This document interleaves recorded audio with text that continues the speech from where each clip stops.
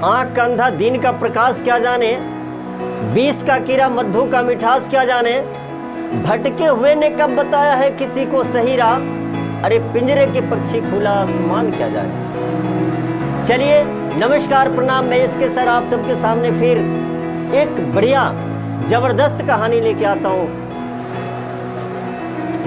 गुरु और शिष्य का।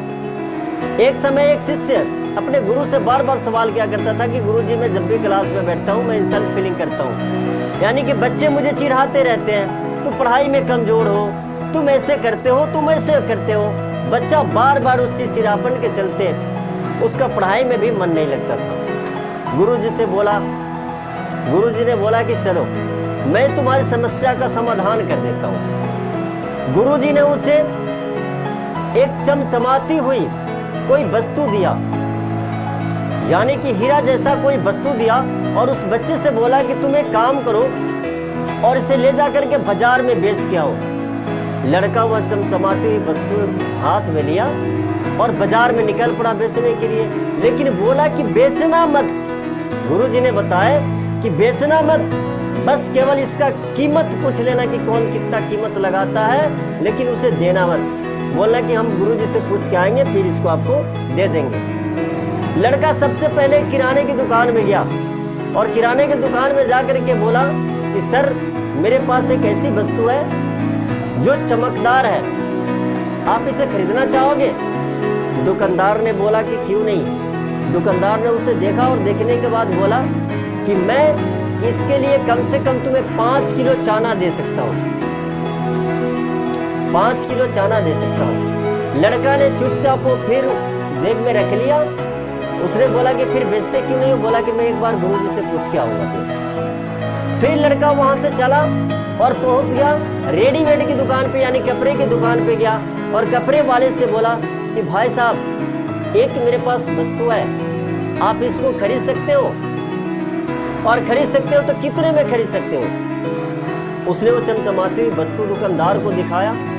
दुकानदार ने बताया कि मैं इसके लिए बस आपको एक शर्ट और एक पैंट दे सकता हूँ, इसकी कीमत एक शर्ट और एक पैंट दे सकता हूँ, अगर देना चाहते हो तो दे दो, इससे अधिक मैं तुम्हें कुछ नहीं दे सकता हूँ। फिर वो लड़का वहां से चला और चलते चलते गया एक बर्तन वाले के पास, जो बर्तन बेच रहे थे उनके पास गया। बोला कि साहब मेरे पास एक बहुत बढ़िया चीज है, आप इसको खरीदना चाहोगे? दुकानदार ने बोला कि क्यों नहीं। वो उस चमचमाती वस्तु को लिया, लेकर के हाथ में देखा और बोला कि मैं इसका कीमत लगभग 50,000 रुपया दे सकता हूं, लेकिन 50,000 से ज्यादा मैं नहीं दे सकता हूं, बताओ अभी दे दो।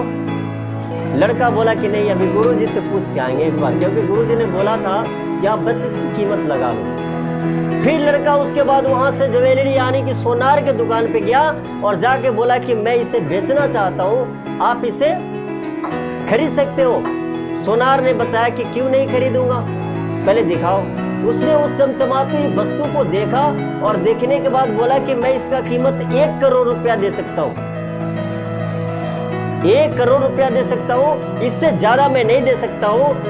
उन्होंने बोला कि मुझे ये दे दो, मैं 1 करोड़ रुपया दे रहा हूं। बोला कि एक बार मैं अपने गुरुजी से सलाह लेता हूं और उसके बाद फिर मैं आपको ला कर दे दूंगा। अगले शाम को वह लड़का अपने गुरुजी के पास गया और गुरुजी से बोला, सारी बात बताई कि मैं किराने की दुकान पे गया तो 5 किलो चाना दे रहा था, कपड़े की दुकान पे गया एक सेट कपड़ा दे रहा था, वो बर्तन वाले के दुकान पे गया तो बस 50,000 रुपया दे रहा था, और एक सोनार के पास गया तो वो 1 करोड़ रुपया इसका कीमत लगाया था।